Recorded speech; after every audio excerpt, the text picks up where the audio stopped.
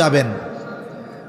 আল্লাহ রাসূল সাল্লাল্লাহু আলাইহি ওয়াসাল্লাম যখন ওই ইহুদি গোত্রের মধ্যে গেছে, নবীজিকে একটা দেয়ালের সাথে বসার ব্যবস্থা তারা করছে, আর এই দিক দিয়া ষড়যন্ত্র করছে দেয়ালের উপর থেকে আমার আপনার নবীর উপরে বড় পাথর তারা ফেলে দিবে, পাথরের আঘাতে নবীজি মারা যাবে, ষড়যন্ত্র করছে।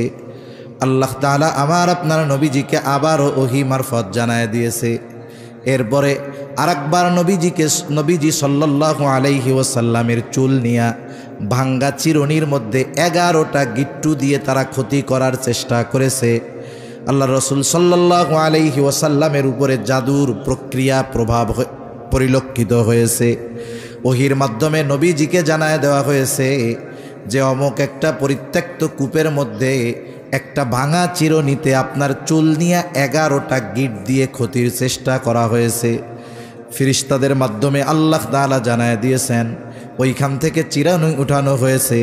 সূরা নাস ফালাক আল্লাহ তাআলা নাজিল করেছেন, প্রত্যেকটা আয়াত তিলাওয়াত করেছে, আর একটা গিট খুলে গেছে, আর আমার আপনার নবীজির উপর থেকে জাদুর প্রভাব দূর হয়ে গেছে। এইভাবে এরা আমার আপনার নবীকেও হত্যার অপচেষ্টা করেছে।